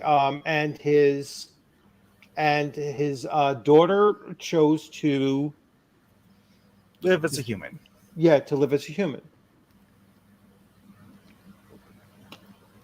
But like Elrond choosing to live as an elf, though, didn't erase the fact that he still had human blood flowing through his veins. It just meant that it was not readily apparent in his daily life. Well, and he had the immortality, Hmm. So it wasn't just the way he lived his life; it was the fact that he had the immortality of an elf. If I remember right, they did actually do the ear prosthetics for that character to be a little bit different than the other elves, to be more, shall we say, uh, subdued in their Hmm. shape, to I guess reflect the fact that he's half elven. Well, that's in the movie. True, but Yeah. All right. Let's see. Long shot. What do you got going on here? I'm running my son and his friends through old modules at Greyhawk with CNC. Loving it. Yeah, CNC is huge. I mean, and it's been picking up, I think, a lot of momentum in the last couple of months. I've seen, more people talking about Castles and Crusades, and I think it's because of the pushback on Wizards of the Coast, and pushing back and saying that CNC is the natural successor to AD&D first or possibly second edition, but certainly AD&D first edition. It's a natural successor of that, and that was Gary Gygax actually saying that. So it's I see a lot of people mentioning the game now. I'm certainly pushing the game and promoting the game, and um, it's just reading through the rule books, you can see how that game will draw people in. I don't see that with One D&D. I don't see what the appeal of One D&D is compared to Castles and Crusades. So if you want to do like a side by side comparison between the two, there's no comparison at all. I mean, there's nothing compelling to, if this were put out in a book as One D&D, nothing compelling to buy it. At least Hmm. not in my opinion. I just thought something about the whole like half racist thing that is something that I've mentioned before in Legion of Myths discussions of it, but might as Hmm. well. One of the most interesting approaches I've seen to it is in Skyrim, because the whole Elder Scrolls franchise has this background concept idea that humans and elves are functionally the same species, just radically different forms of the same species, and thus Mhm. humans and elves can cross procreate at will. Right. And but say there's like four different versions of elves and three or four different versions of humans in the setting, and you as a person playing the game have never at any point in time had the option of making a half race. Be- well, at first it wasn't explained in universe. Then later they decided to go with the ideas that you're always going to take after one or the other side of your lineage more than the other, and thus that's the one you end up with as your race option. Yeah, which is kind of, again, it's forgetting about biology. Well, the idea here though is that I mean you're getting something that you inherited from one of your parents that influences you more than the other.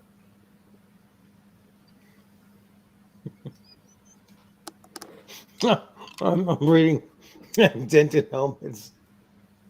I'm vertically challenged. A fighter whose name is Ankle Biter.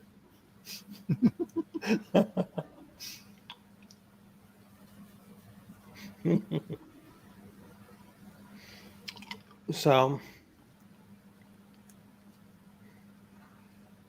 But yeah, so they obviously did that so as a gameplay thing more than a lore thing, but yeah, it at least has some merit, even if it's like super simplistic.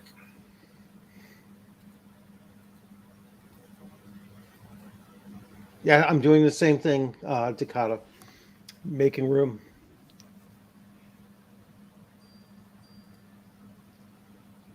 D&D hasn't been making them money. Simple as Oh, that. oh, Ragnar? did you hear about the thing with DC Comics? Because word got out that the people who currently own DC Comics are, shall we say, having a evaluation of financial feasibility, because they actually used one of the movies that they've been working on as a tax write-off, and thus have tossed it in a dumpster, never to see the light of day, after they'd already spent 70 million filming it. You talking about the Flash movie? Batwoman. Oh, Batwoman. Well, yeah, because it wasn't going to. It was going to be more of a money sink to try to release it. Mm-hmm. They did the same thing with the Flash movie, right? Well, the Flash movie got put into production hell because of the fact that the star of the movie ended up on the run from the law. I know. No, that movie's dead. That's a Mm. $200 million loss. Oh, They will never release it. Yeah, that's also a thing. The way the Batwoman movie actually got explicitly stated by one of the studio executives to have been a decision to use it as a tax write-off, though. It's just like, why? You really think you're going to? I don't know. Then again, rumor has it that the test screenings for the Batwoman movie we hate it, so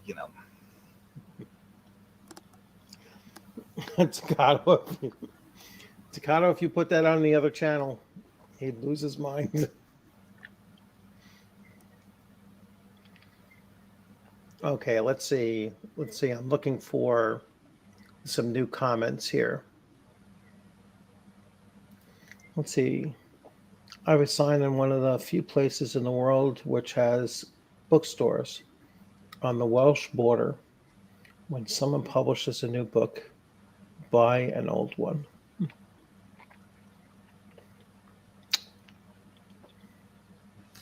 Yeah, one thing that I've been noticing is that we have a resale store in town here where they have hundreds of books on the shelves, most of which are crap no one wants, even though they're almost giving them away for free because they're dime store romance novels.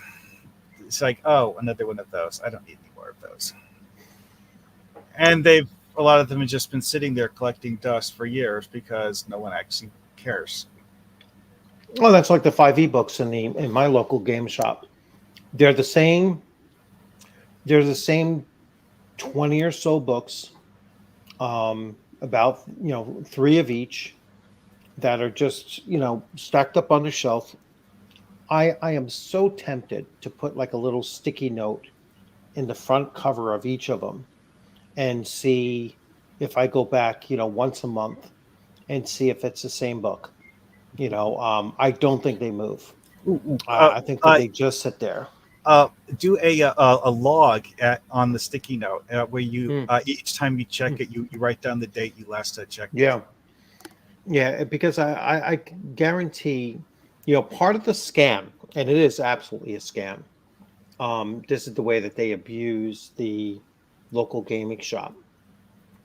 If they want to sell Magic the Gathering, which is their bread and butter, then they have to stock 5e and only 5e. All right. You go into those stores and it's like the more Magic the Gathering you see, the less of anything but 5e you'll see on the shelves. All right. And that is by design. It's almost like if you, like certain corner stores or delis or such. I mean, if they do have both Coke and Pepsi, it has to be on opposite ends, of the refrigerator units, or, in some cases they don't even carry, Uh, the other ones, for, so. for a more gaming related one, Mhm. there is how some stores uh, who actually have the ability to do what is those called? Those machines you use to make your own plastic models. Uh, 3D printers. yeah, 3D printers. Hmm. Um, they will actually go so far on some of those stores as to not allow you to use any figures that their store has never sold, because of the fact that they are obligated under some agreement that they have with Games Workshop Hmm. to not allow people to use fake Games Workshop miniatures. The catch with this, though, and the part where it gets extra stupid, is when you're talking about things that aren't even vaguely related to Games Workshop stuff, because of the fact that they're so that this whole relationship is so toxic on the part of the game stores, that they're terrified that a Games Workshop person might, see that someone in their store has custom figures that aren't Games Workshop, and worried that the Games Workshop will pull their uh, you know approval to have official tournaments using Games Workshop stuff. Because Yeah. like just stores that just happen to sell figures don't do this. It's only the ones that actually have some motive to want Games Workshop uh, to like them, I guess is one way to put it. Hmm. Well, yeah, it's to keep it's so that they can continue selling their product. Otherwise, they'll pull their product from there. That's one of the things I'm hoping that the small game shops do. Well, Since but now they're because now they're going to be in the jam where they absolutely won't be able to sell those hardcovers, because mm, now the hardcovers aren't going to come with the digital extras. yeah. So they're even more of a jam in it. I know it's their bread and butter, but at some point they have to take a stand and say, you know what? Then I don't need to. I will sell Magic the Gathering in the secondhand market, and just have people bring in their Lucy's and sell them like that, Mm, and forget about the newest thing. I'll grab the thing because every time a newest thing comes out and the people buy it, they discard their old, right? I mean, I mean, you're because only going to put together so many different sets or whatever, so well, there'll always be the market for the loose cards, and it's probably even a greater market for the loose cards anyway. well, And if they go ahead. I was just going to finish the thing with the Games Workshop stuff by saying is that the store's motive for doing this is that the official tournament prizes that Games Workshop uh, provides to the Mhm. places that actually have the official sanction blessing. Right, yeah, no, it's If all the not for same that, scam, the yeah. store would have no reason to care. Yes, it's part of the scam.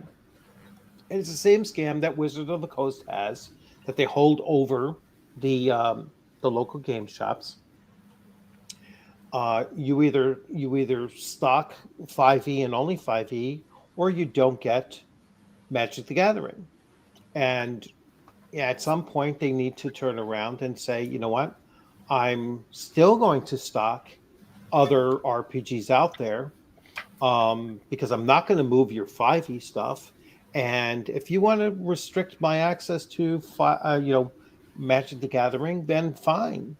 I'll still be able to make some money off of it by buying my own boxes and then putting them out there for sale, or breaking open the boxes and finding the rare cards and all those things, and put the rest in the Lucy bin, and just basically go like that.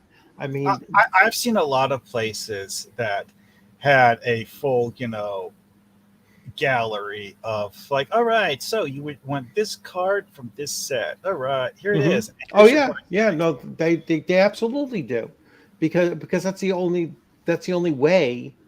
That's the only way that they're going to be able to move as much product as they are, because people are going to get these cards. They're only going for the most powerful cards or whatever, the Or rarest of cards, or and then the rest they're it's going to just get rid of. or it's just that they happen to be making a deck that needs a certain very specific card, and if they don't have it, the deck won't work.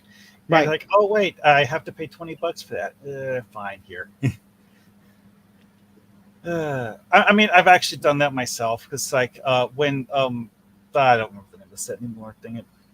But it's just one of those things where I was making a red, green, black land destruction deck in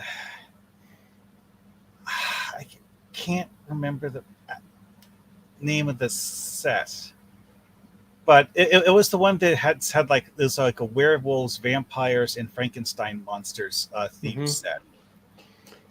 And the deck I was putting here is basically board wipe themed, where I have set up the deck to literally blow up everything my opponent played. But to do that, I needed to have dual color lands because of the fact that I couldn't rely on using basic lands to give me the colors I needed. Yeah, I just wanted to bring up two things here. So, the other thing where I'm almost certain, although it's been quite a while since I've looked at it, um, Sword Coast Legends, I believe, use the Unreal Engine.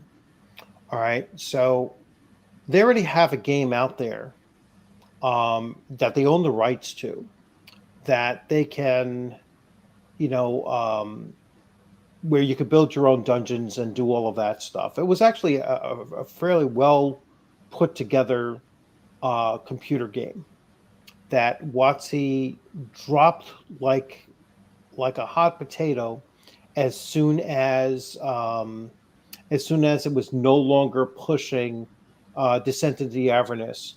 It was no longer pushing sales on that book series, because that's what the whole game was meant to do, was to sell more of that book. And since that book didn't sell very well, then they totally dropped the whole game support that they had. Now, I can see them doing that again. All right, and like they try this thing with this virtual tabletop. If it doesn't do well, they will drop it like no tomorrow. And it's why you'll never see them really push that hard, that far with D&D, is because D&D is not a major breadwinner for them. It's really not. I mean, when I looked at their sales reports going back to like 2019, 2020, which is like one of its best years, and Dungeons and Dragons was only about $110 million. Here, And he, and he, oh, never mind. Go ahead. yeah, I was going to say, if Dungeons and Dragons was, or 5e was only selling $110 million, and the player base is anywhere from 8 to 10 million players in the world, that means that they're spending less than $10 a year on 5e product. All right, Hmm. not even one book. All right, so what you really do have is you probably have about one fifth that number, right? So maybe 2 million dungeon masters are buying one book a year to make that number up, or maybe it's 3 million or whatever. But overall, from that particular year, I think that particular year, Wizards of the Coast made $1.2 billion. You know, this 900 million of it, or nearly 900 million of it, was Magic the Gathering. About 200 or 300 million of it was board games, and just 100 million of it was Dungeons and Dragons. So Dungeons and Dragons is roughly 7% of their overall revenue. I have to ask a question in this though. Is that number including the licensing revenue from various digital works that are based on Dungeons and Dragons, even if they're not, directly? Oh yeah, it was all inclusive of anything associated with 5e or Dungeons and Dragons. Here's the thing: there's actually currently at this time at least 2 MMOs that are based on Dungeons and Dragons that are currently operating today, that they would, in theory, be getting continued revenue from. Right. So that means that the 5e tabletop role playing is even less of a factor, and they're going to continue making it even less of a factor as they continue moving forward with more digital, a more digital push for the Dungeons and Dragons brand. I mean, because like I mentioned DDO earlier, that's one of them. Mm-hmm. There's also Neverwinter Online, which was a flop. I wouldn't call it a flop, but it wasn't a bad game. I'm just saying that it did not sell well. I think DDO does better than Neverwinter. Interesting question. I don't know. But, I mean, they're still doing active game development for Neverwinter, so it's not exactly a dead game at this point. No, because it's pushed solely by microtransactions. Yeah. Then again, that's kind of sort of where DDO gets their money too. So I know, but DDO still has a following back from the beginning. I mean, people still play it. I mean, you got Max and me. Max they talked me into playing it with them. Yeah, so there's a nostalgia around DDO that I don't think you have with Neverwinter. Well, also there's the fact that Neverwinter had a pretty good mission editor tool when they first started out that stopped working at a certain point in game development, and they just never managed to get it to work again.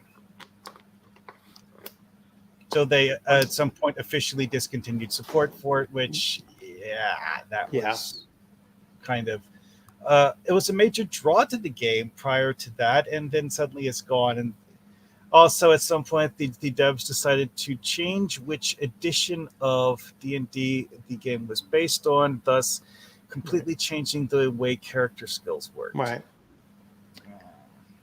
Yeah, that's what this one. I wanted to point this out as well. Ducato pointed out. I've been seeing even Nerd Immersion came out, and he was like, Spelljammer's crap. I mean, they're just trashing all over it. It's going to be one of those books. It almost reminds me of what Lorraine Williams did with TSR. Produce a whole bunch of crap out there just to push the IP and the D&D brand name into everyone's face, but don't worry about the quality of anything. All you're looking to is to see that D&D is seen, on the shelves, and if you're not worried about the individual quality of each of the products anymore, then all you're doing is you're boosting the value of the label, and then you sell it. All right, and that's now I don't think that they're necessarily going to sell it, although, like I said, it's only about 7% of Wizards of the Coast's revenue stream. So, I mean, I could see Hasbro saying, "Hey, we're going to sell this off," if they were given, a decent offer for it.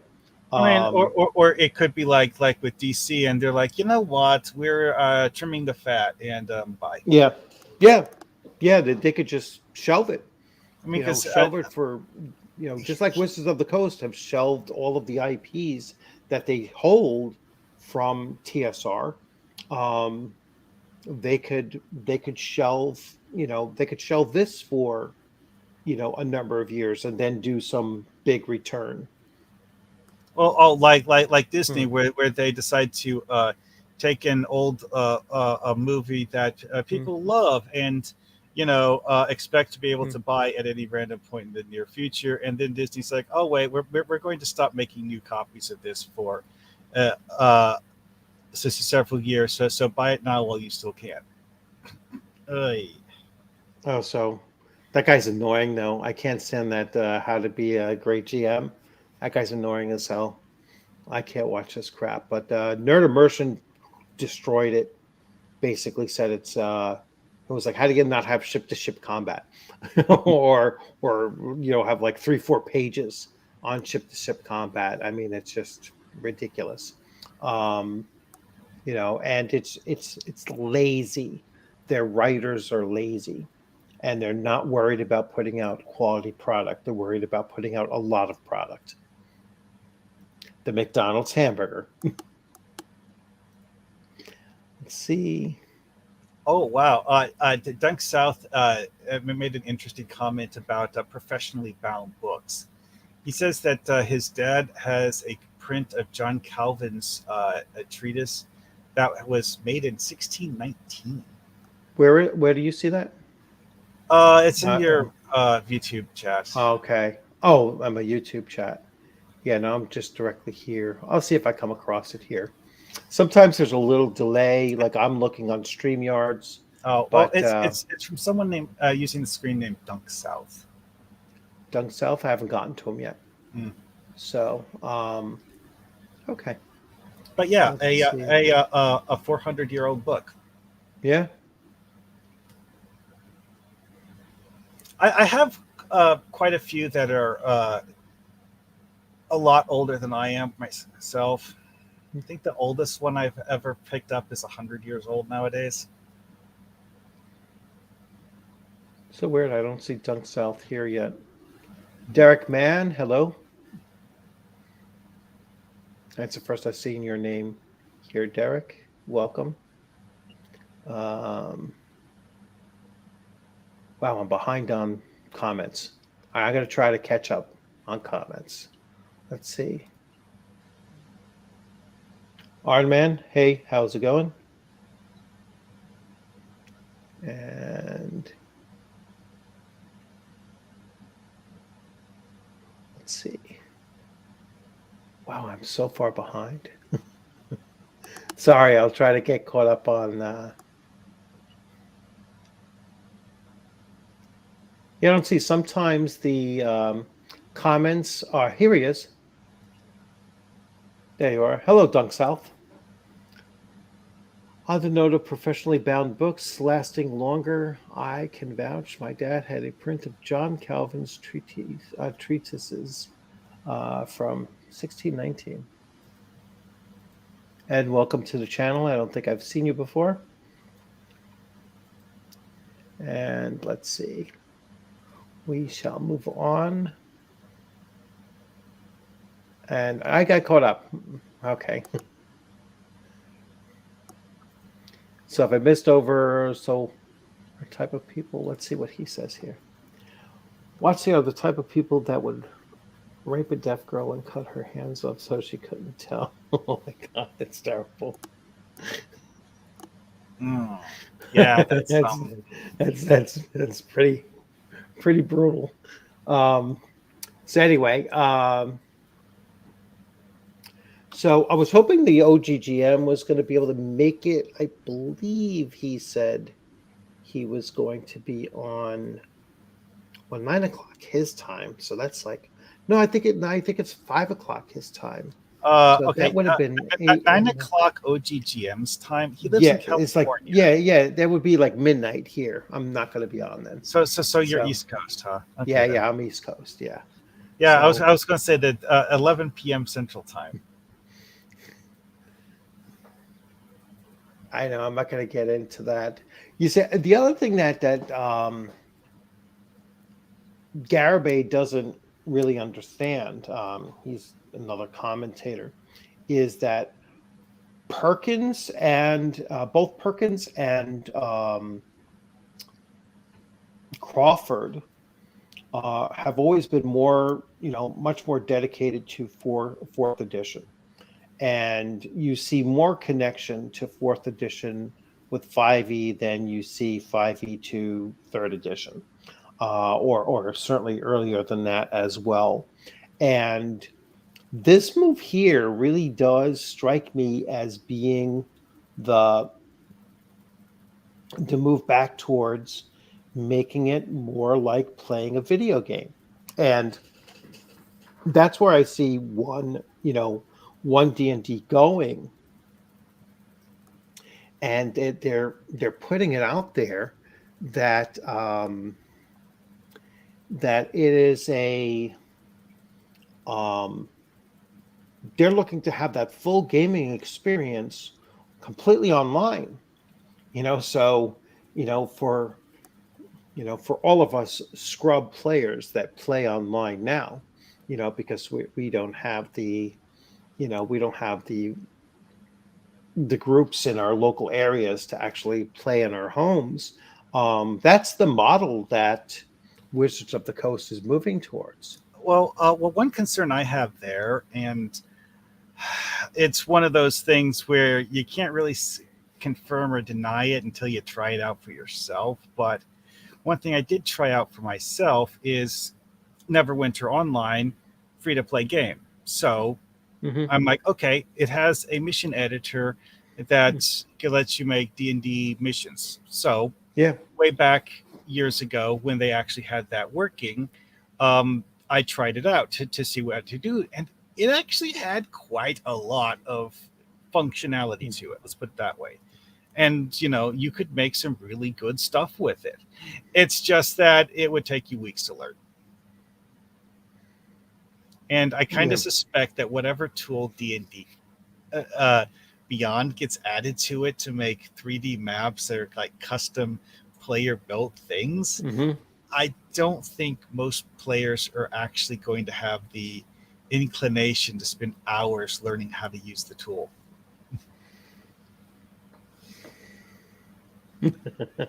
and in my case, I actually spent over a year tinkering with it because, well, it was fun. Yeah, I mean, I had the same thing with Circus Legends.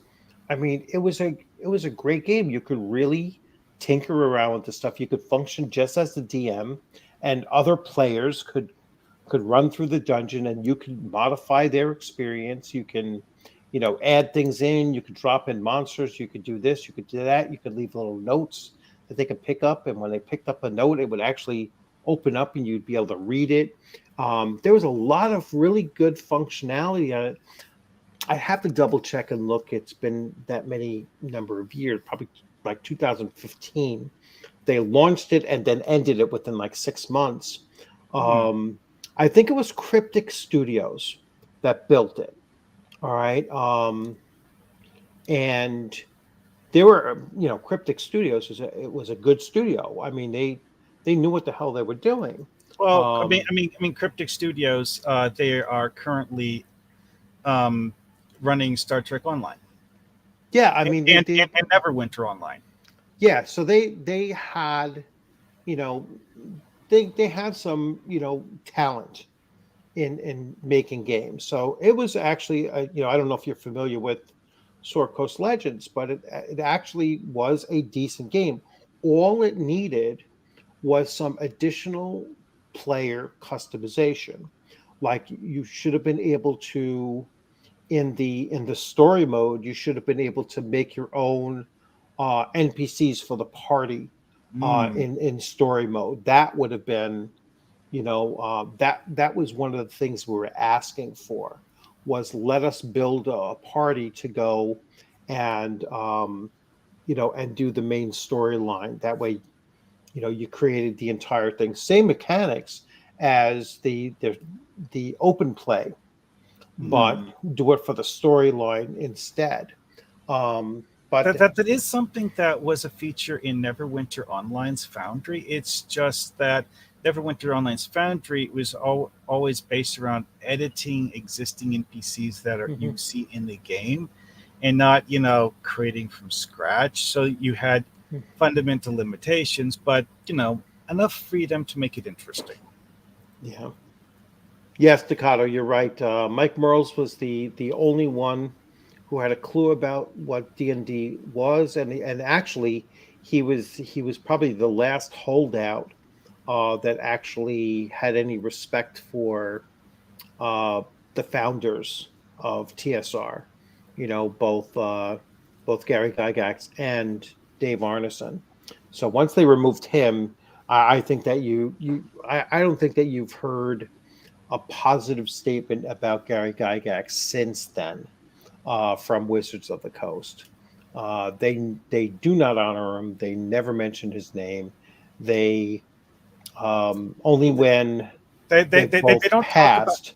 They also don't talk about the fact that Gary Gygax published books for several different games that mechanically are very similar to each other but had drastically different themes.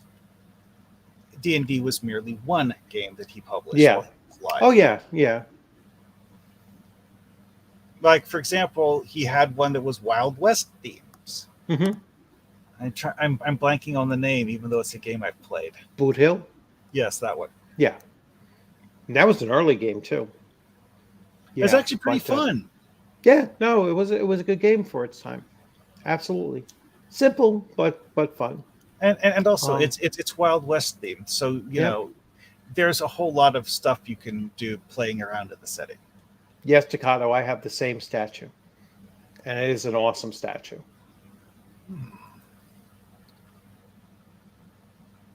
That's actually something I don't remember ever hearing about before. Circus Legends? The game? The computer game? I mean, I've actually heard the name before. I just never really looked into actually what it was. Yeah, I don't think it actually works anymore. I mean, if it was, I think only the single player version of it, portion of the game works. I don't think you can. I don't think you can create and unless you're running it yourself, you can't create and share adventures any longer.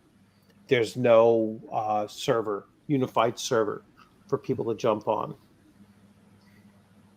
That's the kind of game that would work well with an emulator.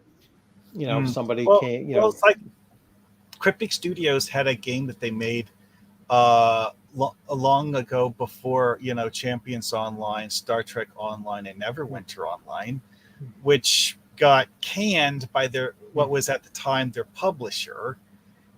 But apparently, I don't know how a copy of it got put onto a pirate server, but someone actually did that with it. Yeah, that's what I thought. Dented single player only works, and I think you could still create the random dungeons, but run them single player. But there is no multiplayer anymore.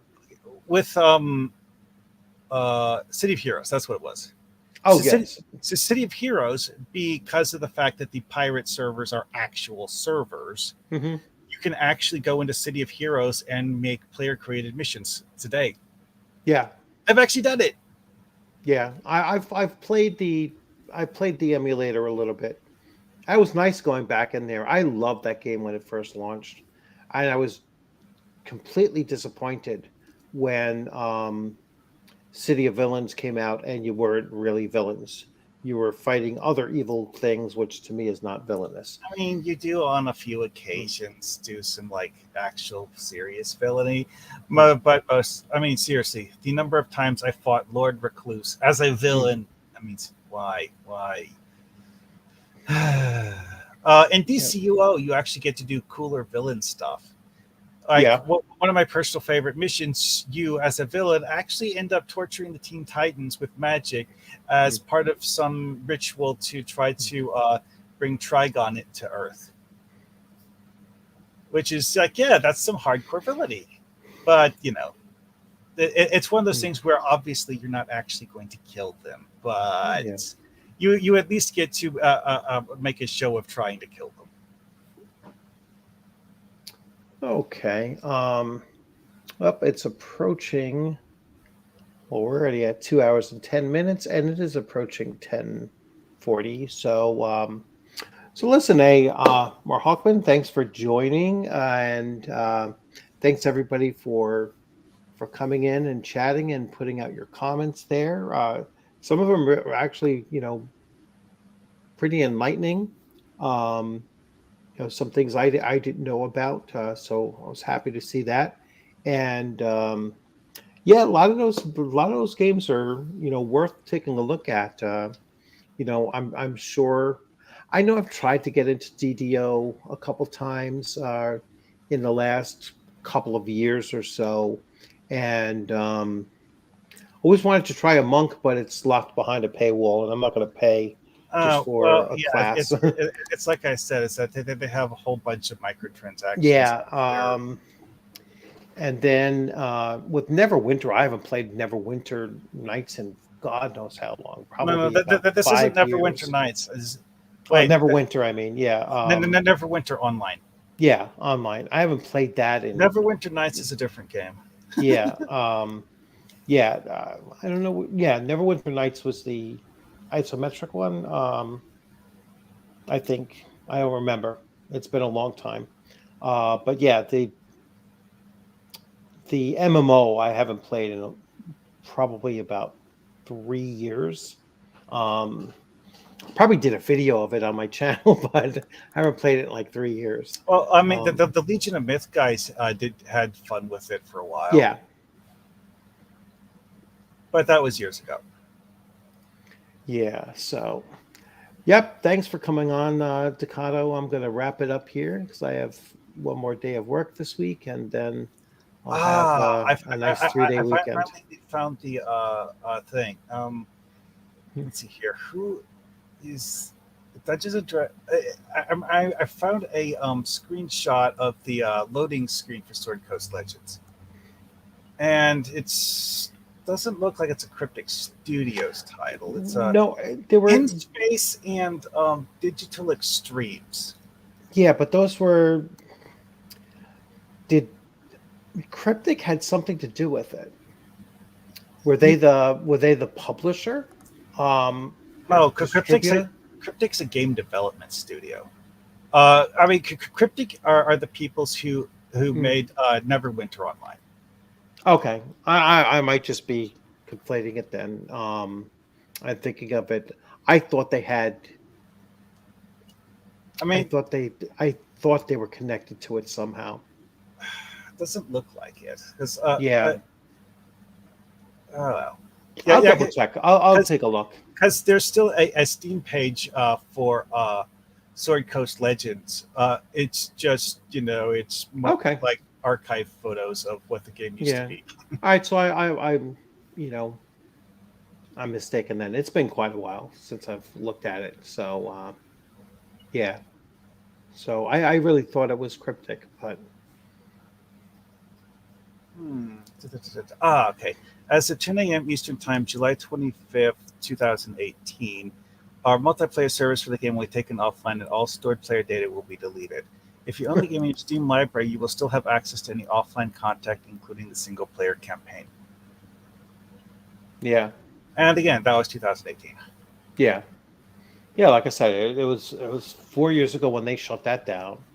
And they stopped development on it literally in the first year. From launch to stopping it was literally the first year. What is the oldest topic? When was it created? The oldest topic on the Steam community tab is December 5th of 2017. Yeah, but the Steam launch came after. The Steam launch came afterwards, though, right? I don't know. I All I know is what I see on Steam. I think it was a direct server. You're gonna spark my curiosity. I'm gonna eventually have to look to see, fire the game up again. I And mean, me being curious is why I looked it up on Steam. yeah, I'll take a look at it. I don't think I have it on Steam. I think I had it pre-Steam, just ran it off the disc. And I think I don't think I've uploaded it on this new computer. Left it on my old one and just left it there. So anyway, all right. Well, again, thanks for joining, and everyone else, thanks for stopping in. And I look forward to seeing you sometime soon on the gaming screen. I am going to get back to doing my videos on. I'm going to talk about the combat system for Castles and Crusades, and then I'll see what direction I go into next with another series of videos beyond that. I still have to do the monster manual of Castles and Crusades. I'm going to do the most recent one, and then a Castle Keeper's Guide, just basically going through the table of contents and hitting on some of the main aspects of the Castle Keeper's Guide. All right, I'm starting to lose my voice. So everyone have a great night. And once again, Mar Hockman, thanks for stopping in. You're always welcome. And, next time, hopefully I'll be able to project this a little bit further and get more people into the conversation directly. The conversations are always more fun when you have Yep. people. All right. Well. All right. Have a good one, everyone. Yep. And we're going to end.